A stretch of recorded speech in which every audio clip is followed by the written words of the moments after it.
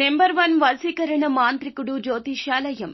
ఎక్కడి వారికైనా ఒక్క ఫోన్ ద్వారా వెంటనే పరిష్కారం చెప్పబడును.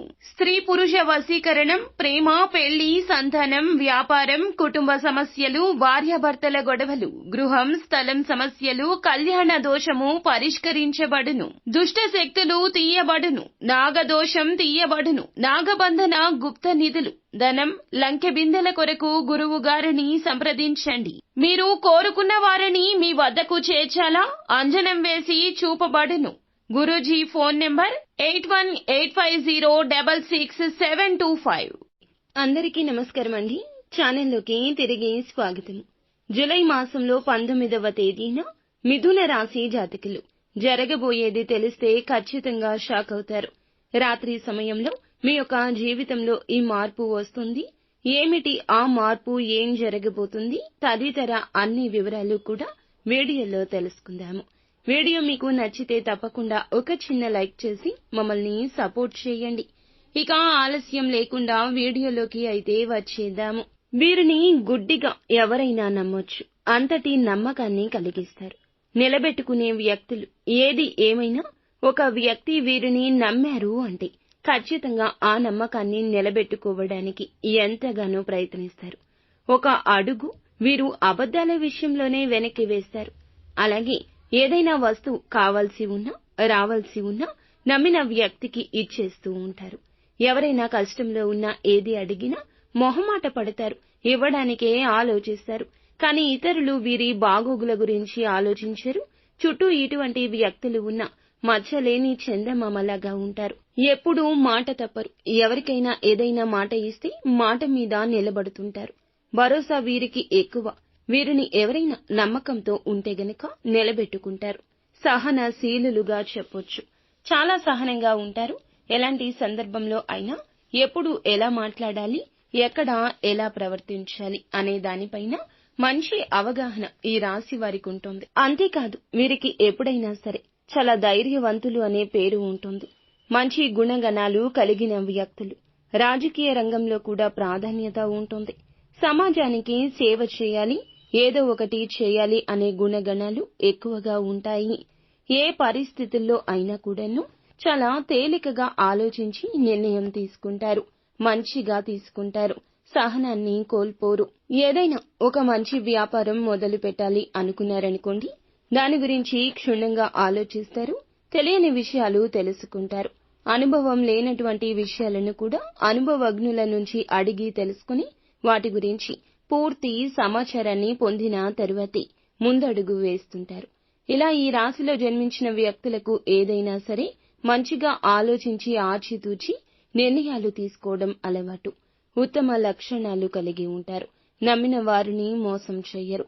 స్నేహం చేస్తే వారికి కూడా అంతే మంచి లక్షణాలు ఉండాలని, కలిగించాలని చూస్తుంటారు. ఏదైనా వారు తప్పుడడుగు వేస్తూ ఉంటే ఇలా కాదు, ఇలా చెయ్యాలి, ఇలా ఉండాలని చెబుతుంటారు.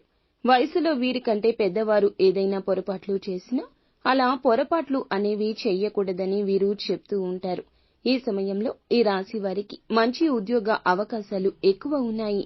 దానితో పాటుగా ఇష్టదేవత ఆరాధన మేలు చేస్తుంది.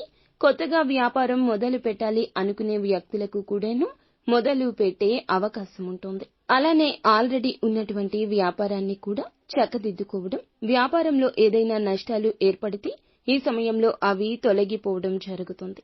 అంతేకాదు వీరు ఆర్థిక విషయాల్లో చాలా జాగ్రత్తగా ఉంటారు. అంటే వీరు చాలా కష్టపడి పనిచేసి సంపాదించిన డబ్బు కష్టం విలువ వీరికి బాగా తెలుసు. డబ్బు విలువ తెలుసు. అందువల్లే చాలా పొదుపుగా ఖర్చు చేస్తారు. సేవింగ్స్ ఎక్కువ చేస్తారు. వీటి వల్ల ఫ్యూచర్ లో డబ్బు సమస్య ఉండదు. ఎక్కువగా గోల్డ్, భూములు, మంచి మంచి వాటిపైన ఇన్వెస్ట్ చేస్తారు. అవి ఫ్యూచర్ లో వీరిని ధనవంతులుగా మారుస్తాయి. చాలా చక్కగా, చాకచక్యంగా, తెలివితేటలతో ముందుకు వెళ్తుంటారు. చాలా తెలివిగా ప్రవర్తిస్తారు. దానితో పాటుగా ముందు చూపు, ముందు జాగ్రత్త చాలా ఎక్కువ ఉంటుంది. ఫ్యూచర్ కోసం ఎలాంటి సమస్యలు లేకుండా ఆలోచించే లక్షణం ఉంటుంది. ఏదైనా ఒక వస్తువు కొనాలి అన్నా, ఏదైనా సరే చెయ్యాలి అనుకున్నా 10 సార్లు ఆలోచిస్తారు. అవసరమా, అత్యవసరమా, అనవసరమా, 1కి 2 సార్లు ఆలోచించి వాటి పట్ల నిర్ణయం తీసుకుంటారు. అంత సులువుగా, అంత ఈజీగా, అంత అజ్ఞానంతో నిర్ణయాలు తీసుకోరు. చాలా పీస్ ఆఫ్ మైండ్ ఉంటుంది. అందువల్లే వీరి మైండ్ అనేది ఎప్పుడూ డైవర్ట్ కాకుండా జాగ్రత్త పడతారు.